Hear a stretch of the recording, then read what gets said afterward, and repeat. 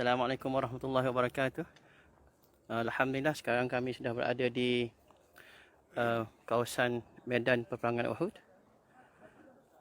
Alhamdulillah ini kita akan bersama dengan Ustaz Fathan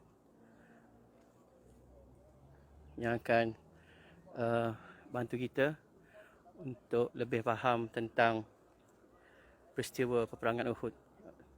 Selepas kita tengok tazkirah daripada Ustaz Aizuddin beberapa minggu yang lepas. Jadi tanpa buang masa, saya akan serah kepada Ustaz Fathan, insya-Allah. Bismillah.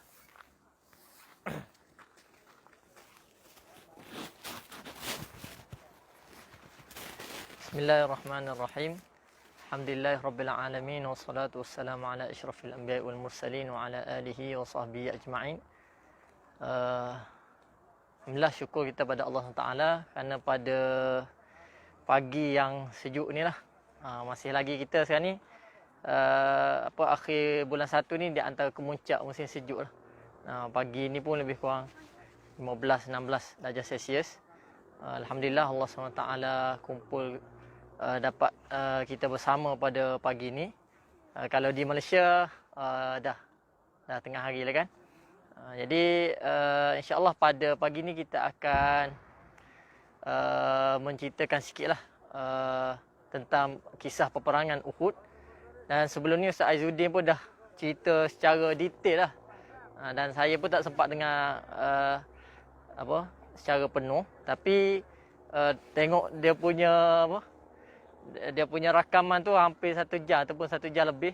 Rasanya dah banyak diceritakan oleh Ustaz Aizuddin lah. Dan terima kasih juga diucapkan pada Prof Nordin selaku perancang lah pada program ni, dan juga sebagai pengurusi kita pada pagi ni. Dan insya-Allah pada pagi ni kita akan lihatlah khususnya pada tuan-tuan dan puan-puan yang dah lama tak datang ke bumi Haramain ini, khususnya di bumi Madinah ini, yang banyak menggamit memori lah. Orang yang datang Madinah ni akan lihat ketenangan bumi Madinah, ketenangan ahlinya. Bahkan Nabi SAW memuji ahli Madinah ini. Jadi kerana itu insya-Allah kita akan cuba melihat kawasan sekitar Bukit Uhud ini, dan kita akan ceritakanlah beberapa kisah bagaimana berlakunya peperangan Uhud ni. Jadi insya-Allah kita santai-santai ya. Kalau ada soalan boleh terus tanya soalan. Tak perlu sampai kita habis ceritalah insya-Allah. Sebelum tu kita akan bagi tahu lokasi kita sekarang ni. Saya sendiri sekarang ni berada di atas Bukit Ainan, Jabal Ainan. Ataupun dipanggil dengan selepas daripada peperangan Uhud ni dipanggil dengan Jabal Rumah. Yang mana Nabi sallallahu alaihi wasallam menempatkan sahabat-sahabat Nabi di atas bukit ini seramai 50 orang tentera memanah yang waktu tu diketuai oleh Abdullah bin Jubair. Jadi kita ni sekarang berada di, boleh kata kita panjat kaki bukit lah. Ke atas sana tu kita bimbang kalau naik atas sana ramai orang. Dan untuk makluman ada beberapa jemaah lah yang datang pada pagi ni. Kebanyakannya mungkin daripada negara-negara teluk lah. Daripada UAE, daripada Qatar dan sebagainya. Kalau kita tengok dari sudut kedudukan di belakang sana, ni Bukit Uhud. Yang besar ni adalah Bukit Uhud. Sebelah kanan sana tu masjid Syuhada. Jadi kita boleh tengok semua ni sekali adalah Bukit Uhud, yang mana panjangnya lebih kurang 6 km dan kelebarannya 3 km, dan ketinggiannya lebih kurang 300 meter, 300 ke 400 meter. Dan untuk pengetahuan juga, ketinggian bumi Madinah ni, aras ketinggian bumi Madinah dengan paras laut lebih kurang 600 lebih. Kalau kita panjat Bukit Uhud tu, kita boleh panjat bukit tu. Sebenarnya ada trek untuk naik panjat ke Bukit Uhud. Kalau kita naik sampai ke kemuncak tu, tambah lagi 300 lebih tu, lebih kurang 1000. Maksudnya kita pada ketinggian 1 km daripada paras laut lah. Jadi Bukit Uhud ni sangat besar lah, macam kita sebut tadi 6 km.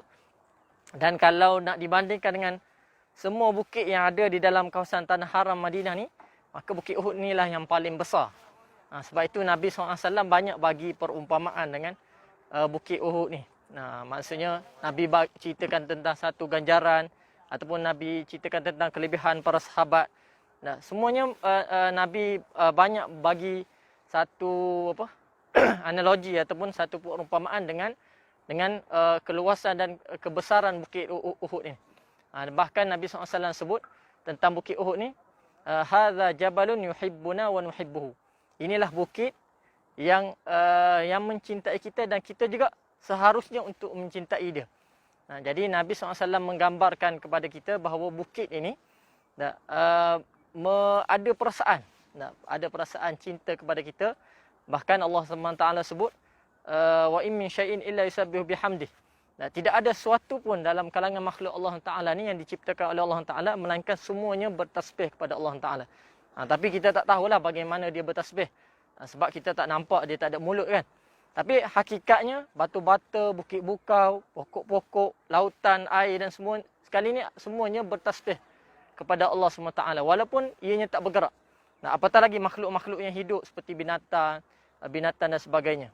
Jadi bukit ni pun juga Nabi menggambarkan dia ni ada perasaan cinta kepada kita kaum muslimin dan juga kepada Nabi khususnya.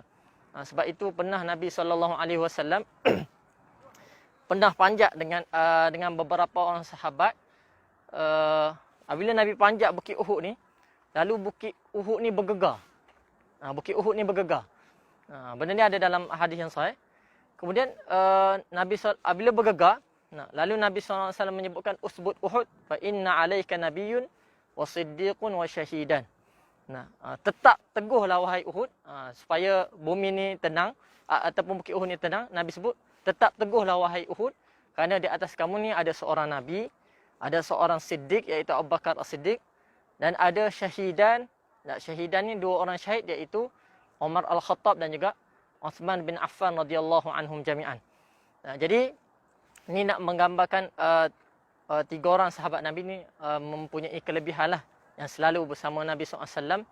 Bahkan Nabi dah janjikan kepada Abu Bakar As-Siddiq ataupun Nabi dah bagi tahu bahawa Abu Bakar ni sebagai seorang pembenar yang membenarkan Nabi SAW, dan juga telah mengkhabarkan bahawa Umar dan juga Uthman menjadi ataupun mati dalam keadaan syahid. Jadi ini merupakan satu berita gembira lah pada para sahabat Nabi, sebab para sahabat Nabi ni sangat-sangat mengejar untuk mendapat syahid di medan pertempuran ataupun mati dalam keadaan syahid. Dan sebelum kita cerita lebih panjang, suka saya ceritakan lagi kedudukan kita ni. Uhud ni dikira berada di bahagian utara Madinah. Kita di bahagian utara Madinah. Bumi Madinah sendiri berada di utara Tanah Haram Mekah. Kita berada di utara Mekah. Kemudian Uhud ni berada di utara, maksud lebih atas. Berada di utara Madinah. Dan selepas daripada Bukit Uhud ini, ada satu bukit yang kecil di belakang Bukit Uhud ni. Ada satu bukit kecil, sini kita tak nampak sebab Bukit Uhud ni besar. Jadi di belakang Bukit Uhud ni ada satu bukit kecil dipanggil dengan Bukit Thur. Bukit Thur. Jadi Bukit Thur tu adalah sempadan kepada Tanah Haram Madinah di bahagian utara. Maksudnya Bukit Uhud ni masih lagi berada di dalam kawasan Tanah Haram. Jadi Nabi kata Al-Madinatu haramun ma baina airin ila thaurin. Madinah itu adalah kawasan Tanah Haram yang berada di antara air dengan Thaur. Thaur ni di belakang Bukit Uhud. Air ni kita boleh nampak daripada sini. Kalau video okey kita boleh nampak lah. Maksud dia hujung sana. Tu adalah bukit air. Yang bukit dia tu macam mendatar. Kalau kita tengok dia punya bahagian atas tu mendatar. Tu semua sekali adalah bukit air. Jadi dan juga di bahagian kanan kaki bukit, bukit air tu adalah tempat miqat. Tempat orang Madinah bermiqat yang dipanggil dengan Bi'ru Ali ataupun Tul Hulaifah. Di sini juga kita boleh nampak, kalau kamera okey boleh nampak menara Masjid Nabawi. Menara Masjid Nabawi. Clear ke? Boleh nampak semua? Okey. Jadi sana tu menara Masjid Nabawi. Jadi Masjid Nabawi ataupun Bandar Madinah, bila kita sebut Bandar Madinah pada zaman Nabi SAW, maksudnya adalah kawasan Masjid Nabawi dan juga sekitarnya.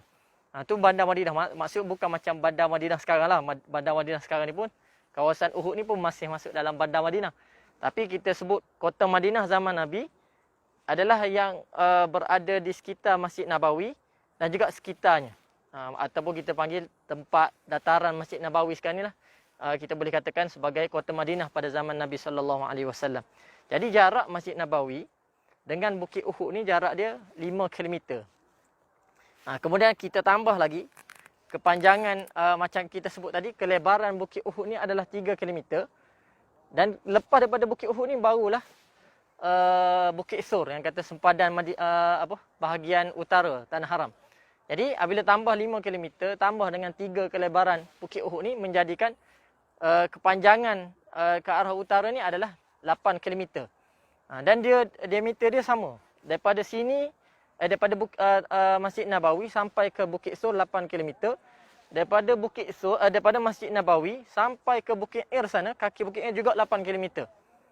Jadi maksudnya kepanjangan dia 6 km, 16 km. Panjang daripada utara sampai ke selatan Tanah Haram lebih kurang 16 km lah. Jadi ini keluasan kepanjangan dia. Dari sudut kanan kiri dia tu lebih sempit sikit lah berbanding dengan jarak panjang dia ni. Jadi saya kira hari ni lebih pada kita ceritakan kedudukan lah. Sebab Ustaz Aizuddin dah ceritakan secara detail tentang kisah peperangan Uhud. Mungkin kita cerita juga secara ringkas sebagai ulang kaji lah balik. Jadi peperangan Uhud ni berlaku pada tahun 3 Hijrah. Setahun betul selepas daripada peperangan Badar. Ataupun peperangan besar yang pertama disertai oleh Nabi SAW. Walaupun sebelum tu ada beberapa peperangan kecil. Dipanggil dengan Sariyah. Dipanggil dengan Sariyah ni adalah peperangan kecil yang mana Nabi SAW tidak sertai. Kalau ada pun peperangan yang disertai oleh Nabi dipanggil dengan Ghazwah. Dalam bahasa Arab dipanggil Ghazwah. Sebab Nabi SAW sertai bersama dan berlaku pertempuran. Jadi Uhud ni berlaku pada tahun 3 Hijrah pada bersamaan dengan 7 hari bulan Syawal. 7 hari bulan Syawal pada hari Sabtu berlaku. Jadi pada bulan Syawal lepas daripada umat Islam dah menyambut ataupun meraihkan bulan Ramadan dan meraihkan kemenangan bulan Ramadan disambut dengan hari raya. Seminggu selepas tu berlakunya peperangan Uhud ni. Jadi sebab berlaku peperangan sebagaimana yang dah diceritakan Ustaz Aizuddin, Kufar Quraisy apabila dah kalah dalam medan pertempuran Badar, mereka ni rasa tak puas hati. Dan ingin membalas dendam di atas kekalahan mereka. Sebab nama mereka ni dah jatuh. Sebelum ni masyarakat Arab, seluruh Arab tanah Arab ni semuanya memandang tinggi Kufar Quraisy. Yang mana dikira Kufar Quraisy di antara kira ketua masyarakat Arab lah. Sebab semua orang pergi ke Mekah untuk melaksanakan haji. Jadi memang masyarakat Arab Quraisy terkenal dengan kehebatan dia, hebat bertempur dan sebagainya. Akan tapi tengok-tengok kalah dengan tentera Nabi yang baru saja membangunkan kota Madinah ni ataupun kita sebutkan sebagai tamadun Islam baru 2-3 tahun baru. Maksudnya dalam peperangan Badar baru 2 tahun Nabi berada di Madinah sudah boleh mengalahkan tentera Kufar Quraisy yang hebat. Jadi apabila mereka kalah, nama mereka ni jatuh. Yang menyebabkan mereka nak membalas dendam balik supaya nama masyarakat Kufar Arab Quraisy ni akan dipandang tinggi semula oleh masyarakat sekitar ataupun masyarakat Arab yang berada di sekitar Tanah Arab. Jadi oleh kerana itu mereka merancang untuk membalas dendam. Datang serang Nabi SAW di kota Madinah. Oleh kerana itu Abu Sufyan sendiri dia mencadangkan kepada masyarakat Arab bahkan hasil sebab kita tahu tujuan Nabi SAW dalam peperangan Badar sebenarnya untuk menyekat kafilah Arab Quraisy yang datang daripada waktu itu diketuai oleh Abu Sufyan sendiri, datang daripada Syam nak balik kota Madinah. Nabi rancang untuk sekat dan merampas harta-harta tersebut. Jadi akhirnya ditakdirkan Allah kafilah Abu Sufyan berjaya lari daripada Nabi SAW dan bertemu dengan tentera Kufar Quraisy. Jadi apabila Nabi SAW menang, Dan kafilah Abu Sufyan tu berjaya balik. Abu Sufyan kata, kita akan mempertaruhkan harta-harta yang kita berjaya bawa lari daripada Syam ni, kita akan jual. Jadi dia minta seluruh masyarakat Arab Kufar Quraisy untuk menjual unta-unta yang dapat hasil daripada perniagaan mereka di Syam. Akhirnya sebanyak 1000 ekor unta berjaya dijual. Semua ni yang dibawa daripada Syam. Yang mana jumlah jualan tu mencecah 50,000 dinar. Disebutkan dalam riwayat sirah sebanyak 50,000 dinar. Kita bayangkanlah, bukan sedikit. Bahkan waktu nak berlaku peperangan ni, Abu Sufyan berjaya mengumpulkan sebagaimana yang dah diceritakan Ustaz Izzuddin, sebanyak 3,000 orang tentera, 3,000 ekor unta. Kita bayangkan 3,000 ekor unta. Bukan, unta ni bukan sekadar dia datang untuk berperang, tapi dia membawa dengan barang-barang. Dibawa bersama dengan barang-barang, makanan, harta dan sebagainya. Maksudnya 3,000 ekor unta ni dah sangat besar lah. Kalau kita bayangkan sekarang ni dah berapa banyak kontena kita sebut. Nak kata banyaknya. Sekadar untuk menentang kaum muslimin. 3,000 ekor unta, 3,000 tentera, sebanyak 200 tentera berkuda dan juga 700 tentera yang cukup lengkap berperisai. Jadi tentera kaum muslimin musyrikin sangat ramai. Yang mana Nabi SAW dikhabarkan, berita tu dikhabarkan oleh Al-Abbas tentang pergerakan Kufar Quraisy. Sebab biasanya perjalanan daripada Mekah ke Madinah, Nabi SAW ni dalam perjalanan hijrah Nabi mengambil masa lebih kurang 18 hari. Maksudnya 2 minggu lebih. Jadi sebab itu Al-Abbas dia cepat-cepat hantar utusan untuk khabarkan kepada Nabi SAW. Al-Abbas ni dia cinta kepada Nabi. Sebab dia sendiri waktu tu ulama khilaf adakah dia sudah meluk Islam ataupun tidak. Tapi kecintaan dia tu tidak berbelah bagi kepada Nabi SAW. Oleh kerana tu dia khabarkan kepada Nabi. Walaupun dia masih berada di Mekah, dia hantar utusan yang mana utusan tersebut sampai ke bumi Madinah dalam tempoh 3 hari saja, sampai kepada Nabi SAW. Maksudnya ini satu pergerakan yang sangat cepat lah. Dan benda ni juga yang telah dibuat oleh Umar Al-Khattab radhiyallahu anhu dalam di zaman khilafahnya. Dia membuat satu sistem pos. Maksudnya diperkenalkan cara surat menyurat melalui kuda yang dapat disampaikan surat menyurat tersebut dengan kadar yang sangat cepat. Iaitu bagaimana Umar dia meletakkan ni luar daripada peperangan Uhud.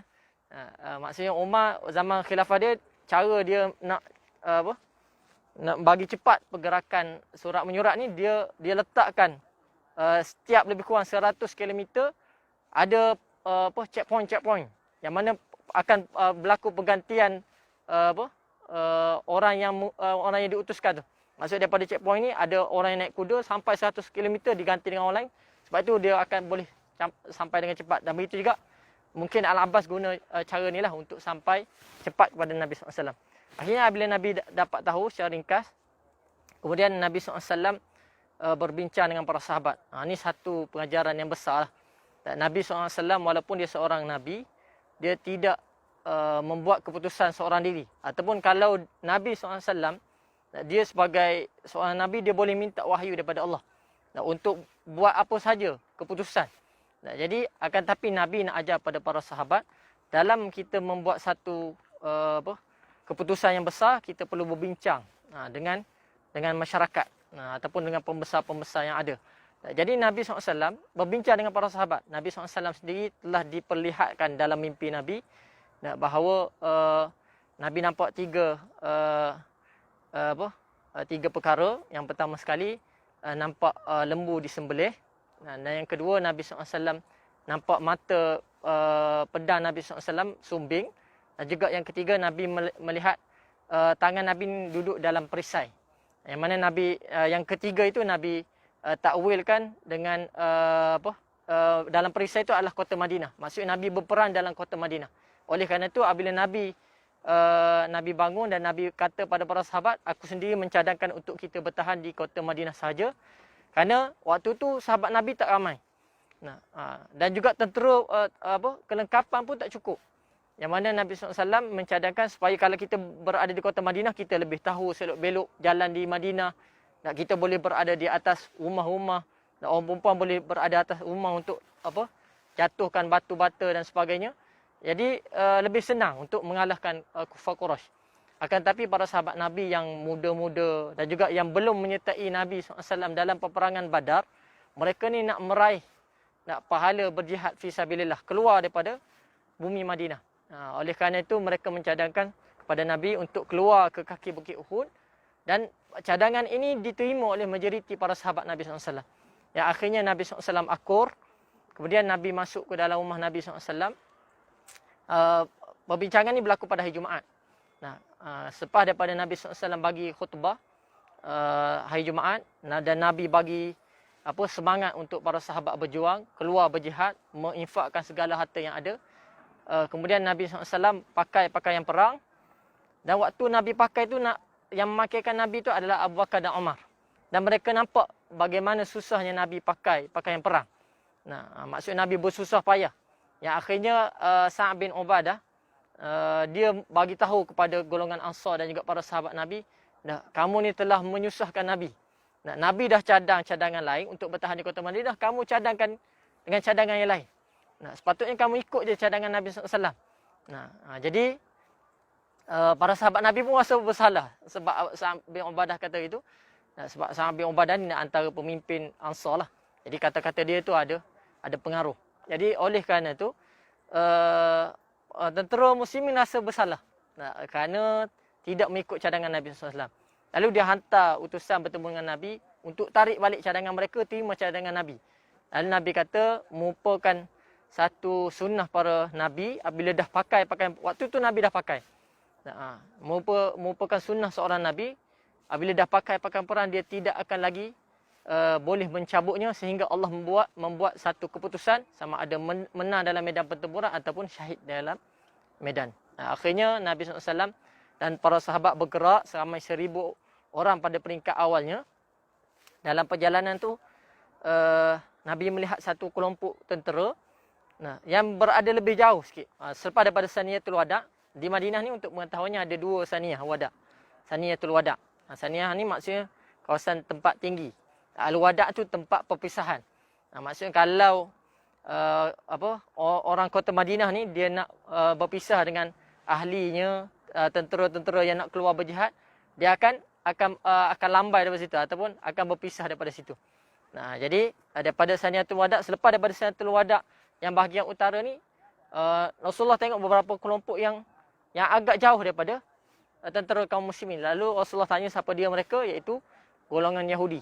Akhirnya Nabi kata kita tidak akan minta pertolongan daripada orang Yahudi untuk mengalahkan tentera kufar Quraisy. Akhirnya Nabi minta mereka balik. Ada juga yang menyebutkan riwayat, Nabi tawarkan sama ada mereka nak peluk Islam bersama dengan Nabi ataupun mereka boleh pulang dalam kekufuran mereka. Akhirnya semua sekali balik. Kemudian Nabi SAW bergerak dan berhenti di satu tempat dan bermalam di situ, sebab Nabi bergerak daripada kota Madinah, dikatakan ada riwayat sebut selepas daripada Jumaat, ada yang sebut selepas daripada solat Asar. Jadi kalau Nabi sampai sebelum Asar di tempat tu Ajimatus Syaikhain, sekarang ni ada satu masjid dinamakan dengan Masjid Syaikhain atau Masjid Ad-Dir'.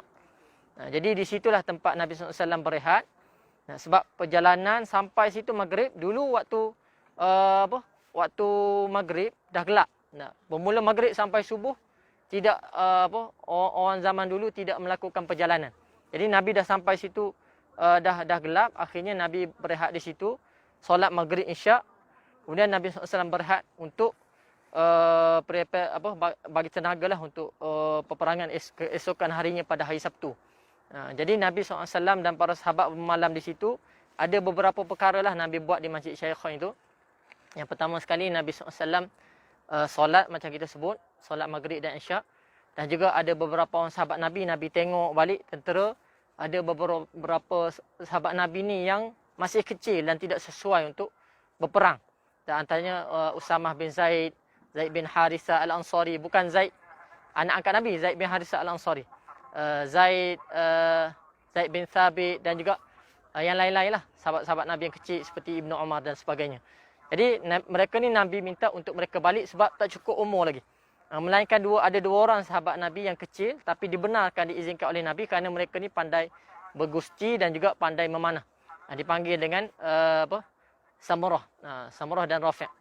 Jadi mereka dua ni walaupun kecil dibenarkan oleh Nabi SAW. Itu yang kedua, Nabi lakukan solat. Kemudian Nabi arahkan para sahabat Nabi yang kecil untuk balik. Dan juga Nabi SAW juga waktu ni lah Nabi SAW minta untuk katibah ataupun beberapa orang penjaga. Sebab waktu tidur boleh jadi Nabi SAW diserang. Jadi Nabi minta untuk ada orang jaga. Yang diketuai oleh Muhammad bin Maslamah. Seorang sahabat Nabi yang hebat. Jadi Muhammad bin Maslamah dia yang waktu malamnya ataupun sebelum waktu pagi keesokan harinya, di antara strategi dia minta 50 orang tentera untuk menghentakkan kaki kuat-kuat. Menghentak kaki atas tanah supaya naik debu-debu. Apabila nampak benda ni sebagai satu perang saraf lah kita katakan. Nak bagi tentera kufar Quraisy bila dia nampak ni seolah-olah tentera muslim ini banyak. Sedangkan itu hanya sebagai getakan ataupun hentakan kaki sahaja daripada kaum muslimin. Kemudian Nabi SAW bergerak dan dikatakan ada tentera munafikin yang waktu itu diketuai oleh Abdullah bin Ubay bin Salul, yang mana Nabi SAW arahkan mereka untuk balik. Sebab mereka ni sebenarnya akan menjadi pemecah belah tentera muslimin. Dan juga mungkin kalaulah mereka ni keluar dalam medan pertempuran sewaktu perang, akan mengakibatkan tentera muslimin ni akan lemah semangat. Jadi Nabi dah baca membuat bacaan awal, akhirnya Nabi arahkan mereka ni untuk balik. Tentera tu seramai 300 orang tentera, yang menyebabkan tentera Nabi SAW dan juga kaum muslimin berkurangan. 1/3 berkurang, yang menjadikan hanya tinggal 700 orang tentera sahaja. Jadi di sinilah tempat Nabi SAW sampai. Dikatakan Nabi solat subuh di pertengahan jalan. Dikatakan Nabi sampai di kaki Bukit Uhud ni baru Nabi solat subuh. Ala kulli hal, peperangan tu berlaku daripada subuh sampai zuhur saja. Peperangan tu tak sampai separuh hari. Peperangan Uhud berlaku selepas daripada subuh, mungkin kita kata selepas waktu syuruk, sampailah zuhur ataupun sebelum zuhur sedikit. Maksudnya peperangan tu berlaku hanya setengah hari saja. Kalau kita nak bandingkan dalam peperangan Ahzab, peperangan tu berlaku selama 7 ataupun 3 minggu, hampir 3 minggu ataupun 20 hari. Jadi peperangan Uhud ni singkat, akan tapi memberi kesan yang mendalam pada tentera muslimin. Jadi apabila Nabi SAW sampai, kedudukan Nabi ni berada di kawasan ni lah. Boleh kita katakan kawasan dataran Uhud ni semuanya. Sama di antara disebutkan dalam riwayat Nabi SAW berada di antara dua bukit ni. Kita berada di atas bukit Ainai ni ataupun bukit memanah, dan di sana adalah bukit Uhud. Jadi Nabi SAW berada di antara dua bukit ni. Nabi berada di antara dua bukit. Tentera kufar Quraisy datang daripada arah barat Madinah. Sebab kita katakan bukit Uhud utara. Jadi sebelah sana ni ataupun di atas sana tu kita tengok ada istana raja. Jadi tentera kufar Quraisy datang daripada arah sana. Mereka melalui wadi. Apabila mereka masuk Madinah, mereka melalui Wadi Aqiq. Yang mana Wadi Aqiq tu datang daripada arah utara, turun sampai daripada selatan turun sampai ke utara. Kemudian daripada wadi tu ada satu wadi kecil. Dipanggil dengan Wadi Qanah. Mereka melalui Wadi Qanah tu. Yang mana di belakang bukit Ainai ni kita akan nampak ada Wadi Qanah. Ada Wadi Qanah. Jadi mereka melalui sepanjang perjalanan masuk mereka melalui wadi tersebut. Akhirnya mereka datang daripada arah barat dan Nabi dah bersedia di bahagian di antara dua bukit ni. Jadi Nabi mengambil satu tempat yang sangat strategik. Kerana di kawasan ni adalah lebih tinggi berbanding dengan kawasan bahagian wadi di bawah sana. Jadi yang menjadikan Nabi ni berada lebih tinggi dan lebih senang untuk menyerang. Jadi Nabi berada di antara dua bukit. Nabi menjadikan kanan kiri Nabi SAW ni sebagai benteng dengan bukit. Dan jadi tentera kufar Quraisy walaupun mereka ramai, arah yang mereka boleh serang hanya daripada bahagian barat ni sahaja. Jadi sekarang ni utara selatan dua-duanya bukit. dan yang terbuka di bahagian depan dan di bahagian belakang kita ni. Di bahagian belakang ni, sebab itulah Nabi SAW meletakkan tentera memanah seramai 50 orang supaya tentera berkuda Khalid Al-Walid yang 200 orang tu tak boleh melakukan pusingan untuk datang menyerang Nabi daripada arah belakang bukit ni. Jadi mereka tak boleh melakukan pusingan kerana adanya tentera memanah seramai 50 orang tentera ni yang menyekat kemarahan tentera Khalid Al-Walid, walaupun dia yang kita terkenal dengan tentera yang hebat, akan tapi dia tak boleh nak buat apa-apa di hadapan tentera memanah Nabi SAW. Oleh kerana itu, dalam medan pertempuran pada peringkat awal, tentera muslimin berjaya menguasai medan pertempuran.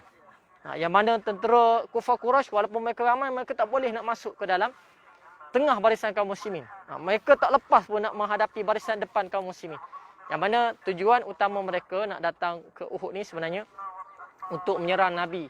Dan tujuan matlamat utama mereka adalah nak membunuh Nabi SAW. Supaya dakwah Nabi SAW tidak lagi diteruskan. Jadi tujuan matlamat mereka nak bunuh Nabi. Oleh kerana itu mereka cuba serang supaya sampai kepada Nabi. Akan tapi dalam fasa yang pertama ni mereka tak berjaya menembusi barisan kaum muslimin. Yang akhirnya selepas mereka dah cuba demi cubaan, dan akhirnya mereka berputus asa dan mereka berpatah balik. Kisah ni diceritakan oleh Allah SWT dalam surah Ali Imran. Kalau tuan-tuan dan puan-puan nak tengok bagaimana Allah Taala menceritakan yang cerita Uhud ni, di antara cerita peperangan Uhud ni, di antara cerita yang sangat detail lah.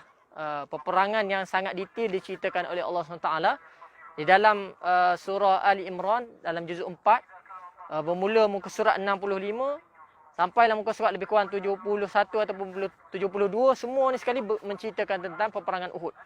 Jadi Allah SWT menyebutkan walaqad sadaqakumullahu wa'dahu istahussunahum bi'idnih hatta idza fashiltum wa tanaza'tum fil amr wa 'asaytum min ba'di ma arakum ma tuhibbun minkum man yuridud dunya wa minkum man yuridul akhirah thumma sarafakum anhum liyabtaliyakum wa laqad 'afa 'ankum wallahu dzu fadlin 'alal mu'minin.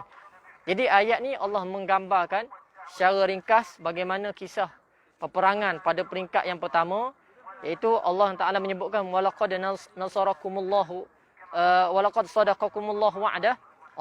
Dia yakni Allah Taala telah membenarkan janjinya memberikan kemenangan pada kaum muslimin sewaktu kamu melawan tentera Kufar Quraisy. Istahussunahum bi'idnih. Semua tu hasil daripada kehendak Allah Taala. Allah memberikan kemenangan kepada kaum muslimin sebab peringkat awal tentera muslimin ini tidak semuanya datang dalam keadaan penuh keikhlasan nak mendapatkan syahadah. Yang mana akhirnya apabila kaum muslimin ini niat utama mereka nak membantu agama Allah, lalu Allah Taala menolong mereka. Intan surullah yansurkum. Jika kamu menolong agama Allah, Allah Taala akan menolong kamu. Jadi Allah kata dia telah membenarkan janjinya memberikan kemenangan kepada kaum muslimin pada peringkat awal. Istahussunahum bi'idnih. Hatta idza fashiltum wa tanaza'tum fil amr. Sampailah pada satu peringkat tentera Kufar Quraisy dah berpatah balik kerana mereka dah kalah pada peringkat awal. Hatta idza fashiltum, sampai pada satu ketika kamu ni telah merasa lemah. Iaitu iman mereka dah merasa lemah. Wa tanaza'tum fil amr, dan para sahabat Nabi ni dah berselisih pendapat, yang mana tentera memanah seramai 50 orang ni, Nabi SAW pada peringkat awal Nabi dah pesan dah, sekiranya kamu, ni ada dalam hadis sahih Bukhari, Nabi menyebutkan, sekiranya kamu melihat kami mendapat kemenangan, jangan sekali-kali kamu turun sehinggalah ada utusan yang memanggil kamu untuk turun. Dan sekiranya kamu melihat burung-burung gagak hitam menghinggapi mayat-mayat kami, jangan sekali-kali kamu turun. Maksudnya dah kalah pun jangan turun juga sehingga ada utusan yang memanggil kamu untuk turun. Jadi ini pesanan Nabi, wasiat Nabi kepada tentera memanah 50 orang ni. Pesanan yang sangat penting. Jadi Nabi kata kalah menang jangan turun. Jadi Nabi Allah Taala sebut wa tanaza'tum fil amr. Apabila dah menang dalam peringkat awal, tentera memanah di bahagian atas ni nampak harta-harta rampasan perang ataupun dipanggil dengan ghanimah. Jadi akhirnya hati mereka, fitrah seorang sahabat, para sahabat Nabi ni, mereka juga ada keinginan dunia. Akhirnya mereka kata dah sahabat-sahabat lain dah boleh ambil harta rampasan perang, takkan kita tak ambil. Jadi mereka ni dah goyah iman mereka. Akhirnya boleh kata hampir separuh ataupun 40 orang tentera memanah. Yang asalnya 50, 40 orang turun. Hanya tinggal 10 orang ataupun kurang 10 orang yang berada di atas bukit. Akhirnya semua turun dan pergi mengejar harta-harta rampasan perang. Yang mana Allah Ta'ala sebut, وَتَنَازَعْتُمْ فِي الْأَمْرِ, dan kamu bersih pendapat dalam urusan nak turun ke tak nak turun ni. وَعَصَيْتُمْ مِنْ بَعْدِ مَا أَرَاكُمْ مَا تُحِبُّونَ, dan kamu telah menyelisihi perintah Nabi SAW disebabkan apa yang kamu lihat ataupun yang kamu sukai. Jadi akhirnya 40 orang turun, pergi mengambil harta rampasan perang. Tentera Khalid Al-Walid walaupun dah berpatah balik, mereka ni tentera berkuda. Jadi mereka boleh bergerak laju. Apabila tentera Khalid Al-Walid nampak tentera memanah ni turun, inilah satu kelompongan besar dalam medan pertempuran. Akhirnya dia membuat serangan balik, berpatah balik, dan dia minta seluruh tentera Kufar Quraisy untuk serang balik. Akhirnya tentera pejalan kaki Kufar Quraisy datang daripada arah depan kita ni, dan tentera Khalid Al-Walid membuat pusingan daripada arah belakang bukit ni, dan kemudian panjat bukit ini dan membunuh saki-baki tentera memanah. Jadi pada fasa yang kedua ni Nabi ataupun tentera kaum muslimin telah diserang daripada bahagian depan tentera pejalan kaki, dan di bahagian belakang tentera memanah, tentera berkuda. Jadi tentera Kufar Quraisy berjaya menyerang daripada depan dan belakang. Waktu inilah berlaku percampuran dalam barisan kaum muslimin. Waktu itu dah bercampur antara tentera kaum muslimin dan kufar, dan percampuran di antara kaum muslimin dengan muslimin sendiri yang menyebabkan mereka tak mengenali lagi antara satu sama lain. Sebab kita tahu tentera ni dia memakai pakaian perang. Jadi oleh kerana itu ada sahabat Nabi apabila tahu Nabi SAW ni berpatah balik. Sebab waktu itu dah kelang kabut dan ada laungan-laungan yang menyatakan Nabi telah dibunuh, yang menyebabkan semangat juang tentera muslimin dah lemah.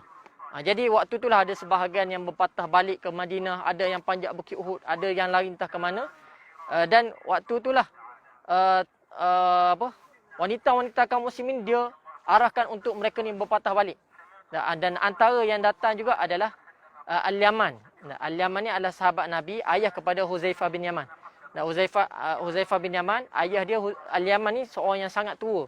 Jadi Nabi tak izinkan dia datang berperang pada peringkat awalnya.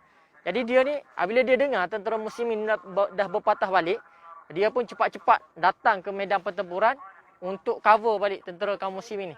Yang menyebabkan dia ni asalnya bukan daripada kalangan tentera. Oleh kerana itu tentera muslimin tak dapat cam Al-Yaman ni. Oleh kerana itu akhirnya dia ni telah dibunuh oleh tentera muslimin sendiri. Apabila Huzaifah dia nampak di celah-celah tu, dia nampak ayah dia diserang, dia kata abi ya ibadallah, itu ayahku wahai hamba Allah sekalian. Jadi nak kata keadaan tu sangat huru-hara, yang mana tentera muslimin sendiri tak dapat cam tentera mereka. Yang waktu itulah Nabi SAW sebab dah diserang depan dan belakang sehingga Nabi dicederakan. Nabi dipukul oleh tentera Kufar Quraisy, yang mana waktu tu sahabat-sahabat dah tak tahu dah di mana Nabi. Sebab dah huru-hara. Sahabat-sahabat Nabi yang utama sebenarnya duduk di bahagian depan ni. Nabi duduk di bahagian belakang. Jadi menyebabkan jadi sahabat-sahabat duduk di bahagian depan. Sahabat-sahabat yang hero-hero ataupun yang hebat-hebat ni kebanyakannya duduk di bahagian barisan hadapan. Jadi Nabi berada di bahagian belakang. Jadi waktu berlakunya percampuran antara tentera muslimin dan juga Kufar Quraisy, yang menyebabkan para sahabat dah tak tahu Nabi duduk kat mana. Sebab tu bila dilaungkan Nabi telah wafat, telah mati, sahabat tak boleh nak mengesahkan adakah berita tu benar ataupun tidak. Oleh kerana tu ada yang lari dan sebagainya. Waktu itulah Nabi SAW memanggil para sahabat. Walaupun kita katakan kalau Nabi panggil sahabat, sebenarnya waktu tu yang dengar juga adalah musyrikin Quraisy, tentera musyrikin. Oleh kerana bila Nabi panggil, ramai yang tentera musyrikin dengar, lalu mereka menyerang Nabi SAW. Waktu itulah Nabi dengan beberapa orang sahabat, disebutkan dalam riwayat Muslim, Nabi bersama dengan 9 orang sahabat. 7 orang daripada kalangan Ansar, 2 orang daripada kalangan Muhajirin. Jadi waktu tu mereka ni apabila diserang hendak, mereka mempertaruhkan nyawa mereka, mempertahankan badan mereka supaya Nabi SAW tidak diserang. Jadi Nabi minta siapa yang boleh mempertahankan diri dia, dia akan bersama aku di dalam syurga nanti. Jadi sahabat ni bersemangat, yang bersama sekitar Nabi ni bersemangat. 7 orang Ansar tu satu persatu jatuh dalam medan pertempuran, syahid kerana mereka mempertahankan tubuh Nabi. Dalam keadaan waktu tu Nabi cuba lari. Nak lari untuk ke lereng Bukit Uhud ataupun ke belakang sana. Jadi waktu tu Nabi sedang berusaha untuk lari. Dalam keadaan hujung sana dipanggil lereng Bukit Uhud. Nabi lari ke arah sana. Lari ke arah sana. Jadi Nabi lari sikit-sikit ke belakang. Dalam keadaan Nabi memanggil para sahabat Nabi SAW. Jadi waktu tu dah seorang-seorang tentera Ansar yang rebah. Tinggal lagi, last kali tinggal 2 orang sahabat Nabi yang stay bersama Nabi waktu ni. Jadi ada 3 orang diserang hendak oleh tentera kufar Quraisy. Jadi yang bersama Nabi 2 orang ni adalah sahabat yang sangat hebat. Seorang bernama Talhah bin Ubaidillah dan seorang lagi Sa'ad bin Abi Waqqas. Jadi 2 orang ni kita katakan di antara orang kuat lah yang mempertahankan Nabi. Talhah ni lah, walaupun seorang demi seorang Al-Ansar tadi mati mempertahankan diri mereka, akhirnya sebab sebelum tu Talhah dia menawarkan diri dia. Sebab Nabi kata siapa yang menahan diri dia, cuba untuk tahan kemarahan tentera kufar Quraisy, dia akan bersamaku dalam syurga. Jadi Talhah daripada awal lagi dia kata tak apa, aku yang mempertahankan di bahagian depan. Nabi larang dia. Kemudian mati demi seorang, habis semua Al-Ansar mati, barulah Nabi kata al-an, na'am. Baru Nabi kata sekarang ni wahai Talhah, kamu mempertahankan diri kamu. Jadi waktu tu Talhah dia mempertahankan seluruh tenaga dia, menggadaikan seluruh tenaga dia dan sebagainya untuk mempertahankan Nabi SAW. Dia ditikam, terkena tikaman tombak, pedang dan sebagainya. Bahkan diriwayatkan dia ni selepas daripada peperangan terdapat lebih kurang 30 lebih ataupun 70 lebih kesan tikaman yang berada di bahagian badan dia ni.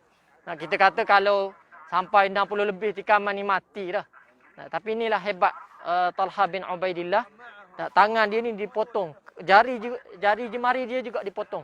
Bahkan dia disebutkan selepas daripada itu menjadi lumpuh disebabkan kesan serangan. Tapi dengan takdir Allah dia masih lagi hidup. Talhah bin Ubaidillah. Dan akhirnya Nabi SAW waktu tu para sahabat Nabi bau perasan.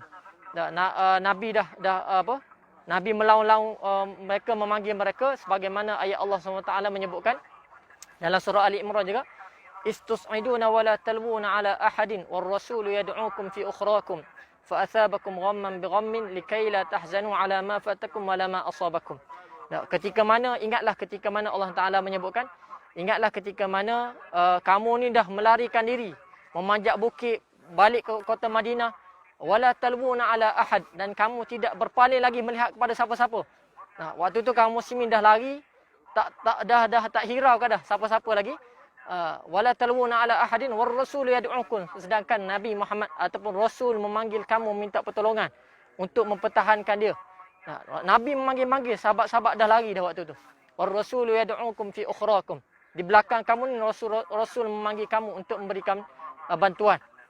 War rasul yad'ukum fi ukhrakum fa athabakum ghamman bi ghammin likay la tahzanu ala ma fatakum wala ma asabakum. Akhirnya Allah Taala menyebutkan, Allah memberi satu pengajaran. Allah membalas, menjadikan kaum muslimin ni ghamman bi ghammin, rasa sedih demi kesedihan. Dah sedih, ditimpa lagi kesedihan yang lain. Sedih dengan keadaan diri mereka telah diserang, telah kalah dalam medan pertempuran, dan sedih dengan harta rampasan perang tak boleh diambil sebab dah diserang kembali. Dan sedih yang kedua adalah sedih di atas perkhabaran bahawa Nabi Muhammad telah wafat. Jadi hati mereka ni jadi sempit. Hati para sahabat Nabi dah jadi sempit kerana mendengar perkhabaran Nabi SAW telah meninggal. Fa asabakum ghamman bi ghammin likay la tahzanu ala ma fatakum wala ma asabakum. Tujuan Allah buat benda ni sebenarnya ada satu hikmah, iaitu Allah Taala sebut likay la tahzanu ala ma fatakum, supaya kamu tidak lagi merasa sedih kerana kamu ni telah tidak berjaya untuk mendapatkan harta rampasan perang, wala likay la tahzanu ala ma asabakum wala ma likay la tahzanu ala ma fatakum wala ma asabakum, dan apa yang kamu ditimpa disebabkan kesakitan kena serang tentera kufar Quraisy. Yang mana Allah Taala nak sebutkan di sini supaya kamu tidak sedih kerana Apabila mendapat kembali perkhabaran bahawa Nabi masih hidup, rupanya para sahabat tahu bahawa satu kegembiraan pada para sahabat adalah mengetahui bahawa Nabi ini masih hidup. Boleh bersama dengan mereka yang menyebabkan musibah-musibah lain itu menjadi kecil. Musibah orang meninggal, sahabat-sahabat nanti meninggal, diri mereka tercedera, musibah mereka tak dapat mengambil harta rampasan perang adalah sangat kecil dibandingkan dengan sekiranya Nabi wafat. Jadi sebab itu menjadi satu pengajaran. Allah nak bagi pengajaran sebenarnya dengan hidupnya Nabi itu adalah lebih baik dan lebih bermakna daripada mereka mendapatkan kemenangan ataupun mendapat harta rampasan perang tersebut. Jadi waktu itu Nabi SAW berpatah balik. Dan waktu itulah para sahabat Nabi dah tahu Nabi berada, dah cuba melarikan diri ke arah lereng bukit. Jadi sahabat-sahabat Nabi yang utama, Abu Bakar As-Siddiq dan sahabat-sahabat yang lain juga pergi follow Nabi SAW. Nak kejar Nabi SAW dan mempertahankan Nabi. Jadi yang last sekali tadi tinggal 2 orang yang mempertahankan Nabi. Talhah dan juga Sa'ad bin Abi Waqqas.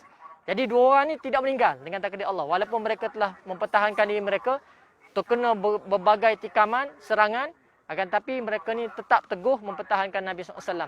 Bahkan Nabi SAW waktu nak panjat bukit, ada beberapa batu yang besar yang menyebabkan Nabi waktu tu Nabi dah berusia 50 lebih. Dan juga Nabi memakai pakaian pakaian perisai yang menyebabkan badan Nabi ni berat. Jadi kalau Nabi nak panjat bukit tu yang besar Nabi tak mampu. Waktu itulah Talhah ni dah lah dia sakit. Jadi dia menjadikan tubuh dia tempat untuk Nabi berpijak untuk panjat bukit tersebut. Jadi oleh itu antara sumbangan Talhah lah. Walaupun dah sakit pun masih lagi berkhidmat kepada Nabi sallallahu alaihi wasallam. Akhirnya Nabi berjaya panjat ke kaki bukit Uhud, dan waktu itulah para sahabat Nabi dah datang balik. Sahabat-sahabat Nabi yang utama datang untuk cover Nabi sallallahu alaihi wasallam, dan waktu itulah juga Nabi sallallahu alaihi wasallam sebenarnya diserang oleh Ibnu Qama'ah. Sebab Ibnu Qama'ah ni yang teruk menyerang Nabi SAW. Dia pukul di bahagian bahu Nabi SAW yang mana kecederaan tu Nabi terasa kesannya lebih kurang sebulan. Dan dia cuba untuk melawan Nabi. Dia lontarkan rantai sampai masuk ke dalam pipi Nabi SAW. 2 rantai masuk ke dalam pipi kanan Nabi SAW yang menyebabkan waktu tu Abu Ubaidah Al-Jarrah, bila dia datang, dia gigit dengan gigi garham dia sebelah kanan dan kiri, dua-dua tercabut. Dua-dua tercabut demi untuk mencabut rantaian yang masuk ke dalam pipi Nabi SAW. Dan juga telah patah. Nabi sebut disebutkan dalam riwayat yang sahih, syujjan Nabi sallallahu alaihi wasallam wa kusirat rubu'iyatuhu. Telah mengalir darah baginda sallallahu alaihi wasallam, dan juga telah patah gigi baginda sallallahu alaihi wasallam. Bila dalam keadaan gitu, Nabi pun berdoa pada Allah SWT, kaifa yuflihu qaumun syajju nabiyahum. Nabi mengadu. Nabi mengadu bagaimana seorang kaum tu, kaum sini bukan kaum Islam saja, kaum seluruh umat yang berada pada zaman Nabi. Kaifa yuflihu qaumun syajju nabiyahum. Bagaimana akan umat itu akan berjaya di atas dunia sedangkan mereka telah menyederakan Nabi mereka. Kemudian Allah Ta'ala tegur Nabi SAW. Kita bayangkan dalam keadaan peperangan, Nabi tercedera teruk. Nabi mengadu supaya Nabi mengata bagaimana nak berjaya satu kaum jika mereka menyerang Nabi mereka sendiri. Lalu Allah tegur Nabi dalam keadaan peperangan. Allah Ta'ala sebut, laisa laka minal amri syai'un aw yatuba alaihim aw yu'adzibahum fa innahum zalimun. Laisa laka minal amri syai'. Urusan ni bukan urusan kamu wahai Muhammad. Laisa laka minal amri syai'un aw yatuba alaihim aw yu'adzibahum. Sama ada engkau nak mengampunkan mereka ataupun nak mengazab mereka. Jadi Nabi ni bukan tangan Nabi, bukan di tangan Nabi satu kemudaratan, bukan di tangan Nabi satu kemanfaatan. Semuanya di tangan Allah SWT. Kul innal amra kullahu lillah. Katakanlah wahai Muhammad, sungguhnya seluruh urusan ni adalah milik Allah Taala. Jadi ini satu teguran Allah Taala. Nak kata tugas Nabi adalah menyampaikan, bukan untuk memberi hukuman ataupun mengazab orang ataupun sebagainya. Sebab tu Allah Ta'ala sebut, innama alaikal balagh wa alainal hisab. Sungguhnya engkau Muhammad sebagai penyampai dan kamilah yang membuat perhitungan, penghisaban. Jadi Allah Ta'ala menegur Nabi SAW dalam keadaan medan pertempuran, dan akhirnya waktu tu tentera muslimin berjaya kembali berkumpul kepada Nabi SAW. Dan waktu itulah yang kita sebut Nabi tercedera dan sebagainya. Dan Nabi berjaya panjat bukit Uhud ataupun di kaki bukit Uhud. Yang mana kita tahu kalau dah di bahagian atas bukit susah nak diserang daripada bahagian bawah. Waktu tu dah sedikit demi sedikit tentera kufar Quraisy berpatah balik. Dengan mereka menyangka yang pertama sekali Nabi mungkin dah meninggal. Sebab waktu tu semua mencari-cari Nabi dah lari kat mana. Sedangkan Nabi dah berjaya melarikan diri ke arah Bukit Uhud. Waktu tu dah apabila mereka dah putus semangat, putus asa, akhirnya mereka berpatah balik. Kemudian last sekali Abu Sufyan dia dah pada akhir medan peperangan ni, Abu Sufyan pergi ke lereng Bukit Uhud tu, ke arah sana. Kemudian Abu Sufyan laung kuat-kuat. Jarak daripada sini dengan tempat lereng bukit tu lebih kurang 1 kilometer. 1 kilometer. Jadi Nabi Abu Sufyan laung kuat-kuat. Dan kisah ni kita akan ceritakan nanti kita pergi sana lah. InsyaAllah. Boleh apa dia? Boleh.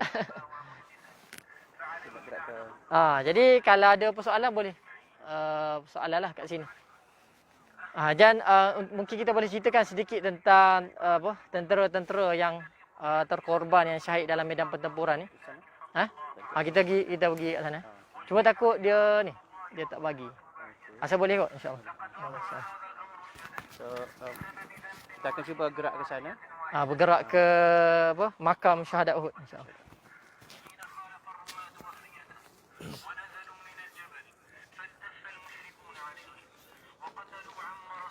Ada soalan kan? Apa dia? Kalau sahabat-sahabat ada soalan boleh tanya. Cuma tadi ada satu soalan nak minta kita tunjuk ke tempat Nabi beronda tu. Dan insya-Allah lepas ni lepas ke makam syuhada ni kita akan terus sana insya-Allah. InsyaAllah. Kalau ada soalan boleh tanya sambil kita orang berjalan ke makam syuhada. Orang dengar ke lah dia tak guna ni? Kena guna tak? Kita nak bergerak ke makam syuhada dah. Jadi kalau ada soalan boleh sama-sama tanya dekat komen tu, nanti Ustaz Fahtan akan jawab insya-Allah.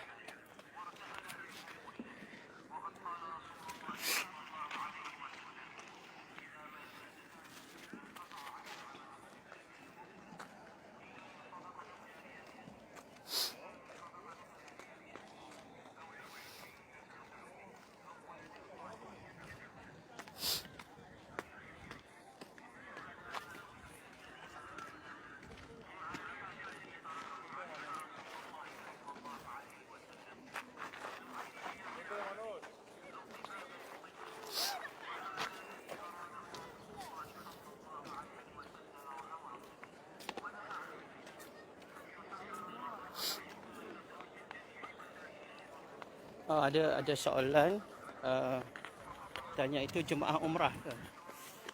Yang mana ni? Ni ramai-ramai ni bukan jemaah umrah. Ni penduduk setempat lah. Dan yang datang berbeli belah ni sebenarnya yang berada di sekitar ataupun kita kata orang yang berada di dalam Saudi ataupun daripada negara-negara Teluk. Sebab orang daripada negara-negara Teluk, daripada kota Bahrain, Kuwait dan sebagainya ni, mereka tak perlukan visa untuk masuk ke dalam Saudi. Jadi bila-bila masa je mereka boleh datang ke Madinah, datang ke Mekah untuk ziarah sinilah. Jadi ini bukan jemaah sebenarnya. Ada soalan lagi satu. Pintu gua tempat persembunyian Nabi telah ditutup.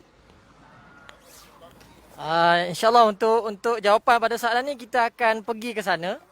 Kita akan tunjuk gua tu dan kisah dia tu benar ataupun tak benar kita akan ceritakan di sana nantilah. Supaya kita tak ambil masa kat sini sebab nanti kita akan ke sana juga insyaAllah. Nanti kita akan ceritakan peristiwa yang berlaku di sekitar tempat Nabi SAW lari tu. InsyaAllah.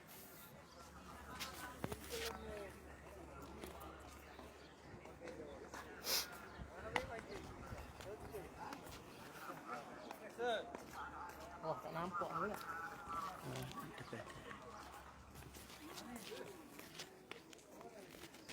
Sebelum ni.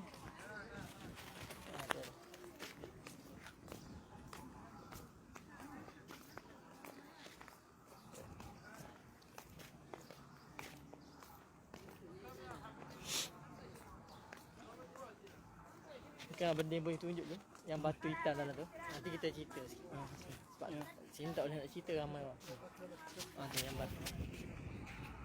di tempat Hamzah. أشهد بالله على الأحسن المقام وأخذ التوراة ونبات اللقاء وسلام الله على جسدك Tempat Sayyidina Hamzah. بالأرواح في كل صباح ورواح Kebumikan situ. Cerita-cerita kat belakang sebab takut terganggu dia.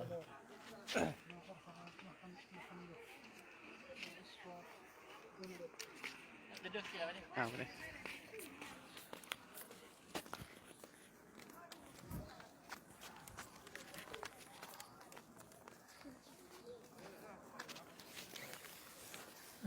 Bismillahirrahmanirrahim.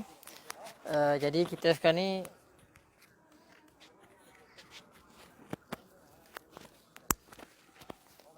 berada di sebelah makam syuhada Uhud.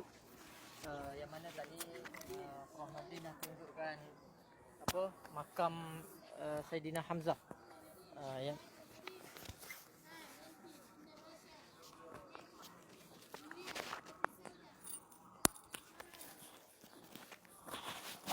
Sebentar tadi Prof Nordin dah tunjukkan makam Sayyidina Hamzah yang berada di dalam kawasan pagar ni. Semua sekali tentera kaum muslimin yang terkorban seramai 70 orang berada di dalam sini, walaupun ada riwayat-riwayat yang menyatakan mereka ni beberapa orang telah dipindahkan di tempat lain ataupun dibawa pulang ke Madinah.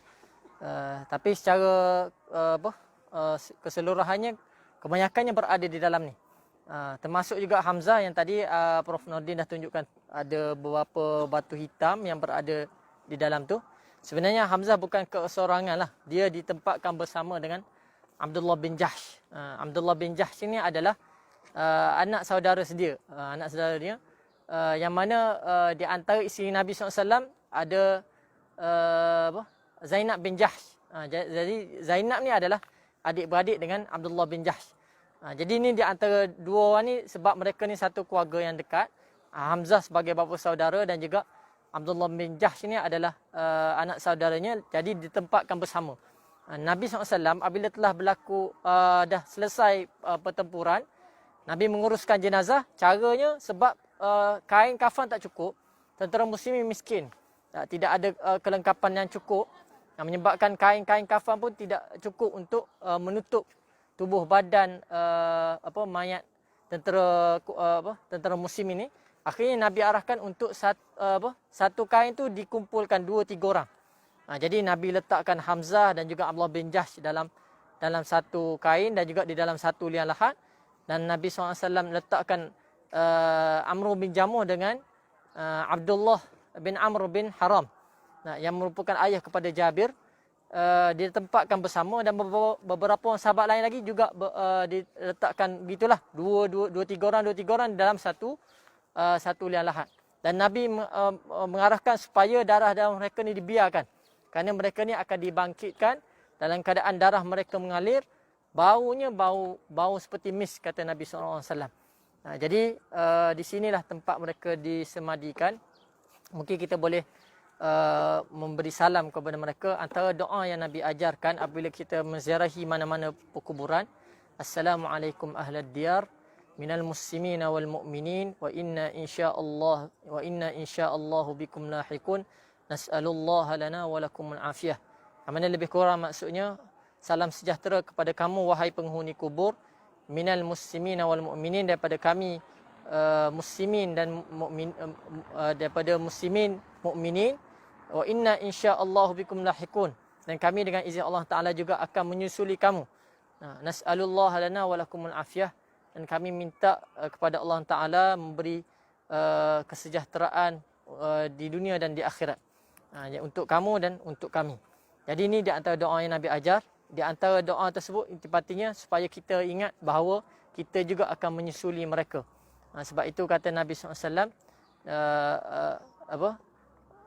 ziarahilah perkuburan, fa innaha tudzakirukumul akhirah. Dengan menziarahi perkuburan itu akan mengingatkan kamu kepada akhirat nanti, dan menyebabkan kamu ni bersungguh-sungguh untuk beramal di atas dunia ni. Jadi ini di antara sunnah bila kita menziarahi makam lah.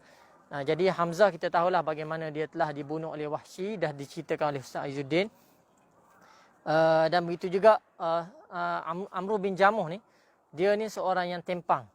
Dan dia dah senior sangat, dah tua dah. Dan anak dia sebenarnya ada 3 orang. Anak dia ada 3 orang dan semua ni melarang mereka untuk melarang ayahnya Amru bin Jamuh ni untuk ikuti bersama. Sebab dia ni dah tua, kemudian kaki dia tempang. Lalu dia mengadu kepada Nabi SAW, dia jumpa Nabi, "Wahai Rasulullah, anak-anak aku ni tak izinkan untuk aku ni pergi berperang. Sedangkan aku ni berhajat, semoga Allah Ta'ala memberikan aku masuk syurga dalam keadaan kakiku tempang." Akhirnya Nabi kata, biarkan ayah kamu untuk mengikuti perang. Mudah-mudahan dia mendapat apa yang dia impikan. Jadi dalam keadaan dia dah tua, kaki dia tempang, dia datang berperang dan dia akhirnya telah terkorban dalam medan pertempuran. Dan begitu juga kalau kita tengok Abdullah bin Jahsh ataupun dia dengan Sa'ad bin Abi Waqqas, tak silap saya. Dan mereka ni pada waktu mereka bermalam di Jimatul Syaikhan tadi kita cerita, dan mereka saling bercakap antara satu sama lain. Dia kata, kamu tak berdoa ke Allah kita nak perang esok ni? Jadi salah seorang daripada mereka ni kata Sa'ad bin Abi Waqqas, dia berdoa, "Ya Allah, esok jika aku berperang, aku nak bertemu dengan musuh Allah Ta'ala yang hebat dan aku berhajat supaya aku boleh kalahkan dia." Lalu kawan dia sebelah tu, tak silap saya Abdullah bin Jahsh, dia pun mengaminkan doa tersebut. Kemudian doa kawan dia seorang lagi, sebab mereka ni saling berdoa dan saling mengaminkan doa kawannya. Kemudian Abdullah bin Jahsh mendoakan, "Ya Allah, aku berharap esok aku boleh bertemu dengan musuh yang hebat dan aku memukul dia, dia memukulku, akhirnya dia membunuhku." Dia berharap dia mendapat syahid. Jadi akhirnya dia dikurniakan syahid sebagaimana doa tersebut. Bahkan kata Sa'ad bin Abi Waqqas yang mengaminkan doa dia tadi, sungguhnya dia ni adalah lebih baik daripada aku. Lebih baik daripada aku kerana Sa'ad bin Abi Waqqas mendoakan dia dapat kemenangan, sedangkan kawan dia ni minta untuk mendapat syahid dan akhirnya dia mendapat syahid dalam medan perang. Jadi ini menunjukkan para sahabat Nabi ni dia langsung tidak ada rasa takut untuk syahid di dalam medan pertempuran. Dan banyak lagi kisah Mus'ab bin Umair. Kita tahu Mus'ab bin Umair ni seorang tokoh yang hebat antara sahabat Nabi yang mana diutuskan oleh Nabi daripada Mekah datang ke Madinah ini untuk menyampaikan dakwah. Jadi sebenarnya masyarakat Madinah ni ramai yang memeluk Islam di bawah tangan Mus'ab bin Umair. Sebab Nabi selepas daripada perjanjian Aqabah, Nabi mengutuskan Mus'ab bin Umair untuk menyampaikan dakwah. Akhirnya ramai yang memeluk Islam dan bersedia untuk menerima Nabi SAW berhijrah ke Madinah. Jadi apabila sampai di sini, Mus'ab bersama-sama dalam medan pertempuran, akhirnya dia meninggal bersama di sini kerana dia yang memegang liwak ataupun panji tentera muslimin. Yang apabila dia pegang dengan tangan kanan dipotong. Pegang dengan tangan kiri dia dipotong. Akhirnya dia peluk panji tersebut dengan kedua-dua bahunya, akhirnya dia dibunuh. Sampai apabila dia dibunuh, para sahabat Nabi yang tengok tu menangis. Kerana mereka kenal bagaimana Mus'ab bin Umair ni di antara pemuda yang hebat, pemuda yang kaya daripada keluarga yang ternama, akhirnya telah wafat dalam keadaan yang sangat sedih. Dan begitu juga dia apabila nak dikebumikan, apabila buka tutup muka tersingkap kaki. Apabila tersingkap kaki, lalu tutup kaki akan tersingkap bahagian mukanya. Yang menyebabkan akhirnya mereka bertanya pada Nabi SAW bagaimana nak uruskan ni. Lalu Nabi menyatakan, tutuplah di bahagian mukanya dengan kain dan di bahagian kakinya dengan daun-daunan. Ini menunjukkan para sahabat Nabi walaupun mereka asalnya kaya, mereka sanggup tinggalkan keluarga mereka, tinggalkan segala harta mereka, mati dalam pertempuran tidak cukup kain kafan. Jadi ini pengorbanan para sahabat Nabi lah. Jadi semua ni daripada satu keluarga lah kita katakan. Abdullah bin Jahsh, Hamzah bin Abdul Muttalib dan juga Mus'ab bin Umair ni adalah satu keluarga. Sebab macam kita sebut tadi, boleh kita katakan zaujah dia Mus'ab bin Umair ni nama dia Mihnah bin Jahsh, ataupun Hamnah bin Jahsh. Dia adik-beradik dengan Abdullah bin Jahsh, dan dia Hamzah tu adalah bapa saudaranya. Mus'ab bin Umair ni adalah suaminya.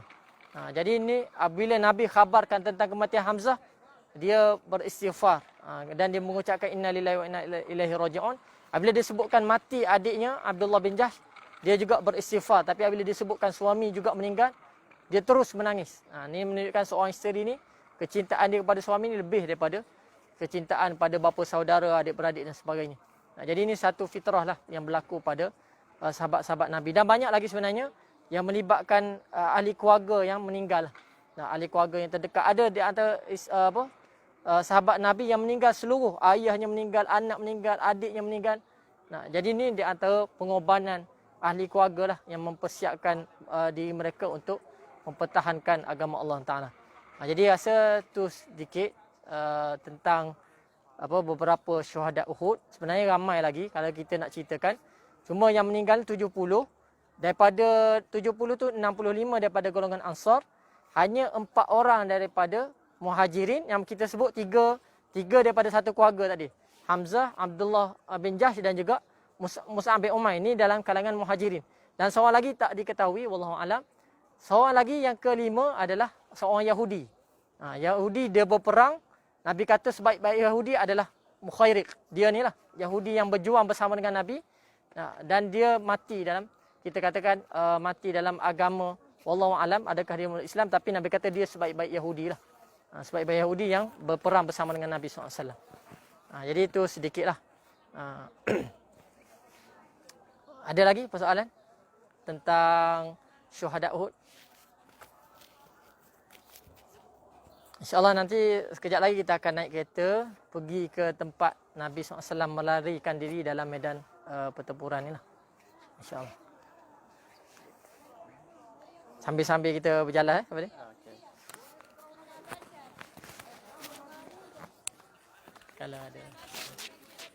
Kalau ada soalan, sambil-sambil kami jalan ke kereta untuk pergi ke tempat yang Ustaz Fatahan maklumkan tadi, tempat Rasulullah SAW merondo. Boleh tanya, nanti Ustaz Fatahan cuba jawab insyaAllah.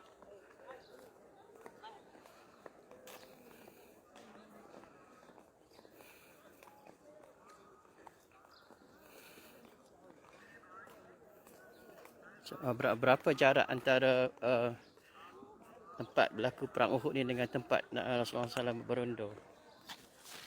Jaraknya lebih kurang 1 kilometer ke arah utara daripada medan pertempuran ni sampai ke tempat persembunyian Nabi SAW di lereng bukit tu lebih kurang 1 kilometer. 1 kilometer. Nabi mengundurkan diri dan juga para sahabat Nabi SAW.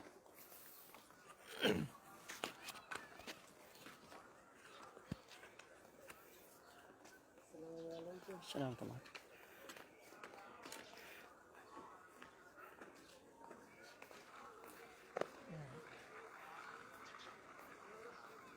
Semasa perang Uhud ada anggaran di mana Rasulullah SAW berada, Ustaz? Anggarannya macam kita sebut tadi, tentera muslimin berada di antara bukit Bermanah ni seramai 50 orang dan juga bukit Uhud. Tentera muslimin berada di bahagian di antara dua bukit ni. Antara dua bukit ni. Dengan dia menjadikan bukit Uhud ni di bahagian belakang mereka. Di sebelah kiri ni adalah bukit Ainain, bukit Bermanah. Di depan sana tu diserang daripada kufar Quraisy. Dan Nabi berada di bahagian belakang.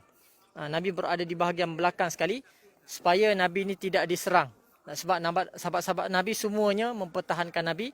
Jadi minta Nabi berada di bahagian belakang. Sebab tu dalam ayat Quran tadi disebutkan war rasulu yad'ukum fi ukhrakum.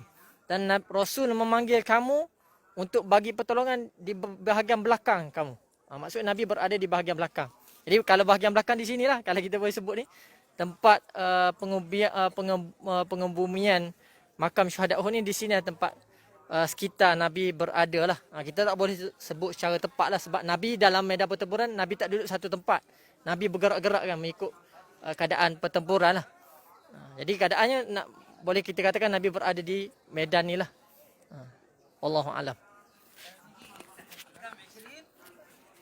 Ada satu soalan yang Ustaz jawab tadi, tapi mungkin boleh Ustaz ulang lagi sekali sebab ada mungkin yang baru join kita.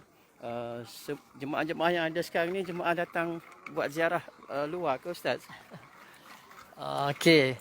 Tadi kita dah jawab sebenarnya. Kalau kita tengok tu yang datang-datang semuanya yang bernikab kan, yang pakai khimar warak. Jadi kita katakan yang datang ni sebenarnya bukan jemaah luar jemaah luar negara tapi bukan daripada Asia Tenggara dan sebagainya lah. Yang datang ni daripada negara teluk. Macam Bahrain, Qatar, UAE. Mereka kalau masuk ke dalam Saudi mereka tak perlukan visa. Mereka boleh masuk bila-bila masa je. Jadi kebanyakan ni yang datang adalah yang daripada negara teluk ataupun orang-orang foreigner yang datang bekerja di Saudi ni lah.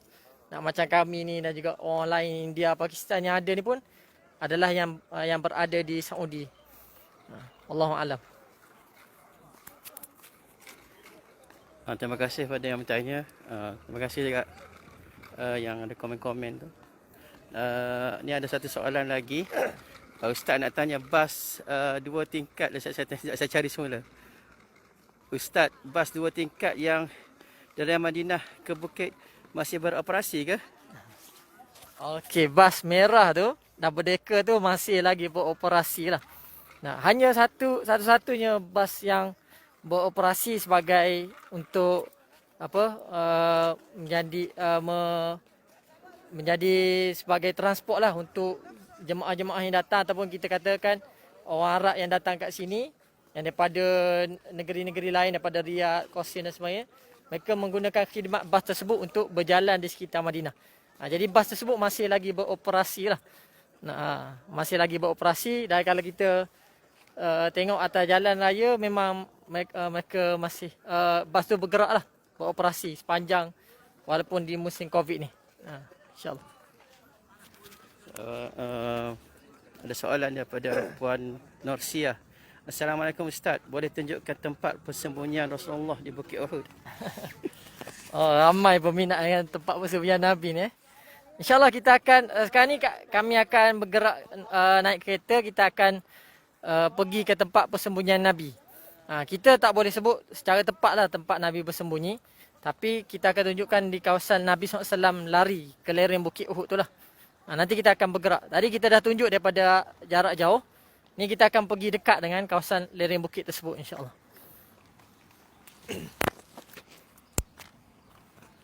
Kita nak satu kereta? Jadi saya akan untuk sahabat-sahabat semua, insyaAllah saya akan stop dulu. Nanti kita akan naik kereta yang macam Ustaz Fazal maklumkan tadi dalam 1 kilometer.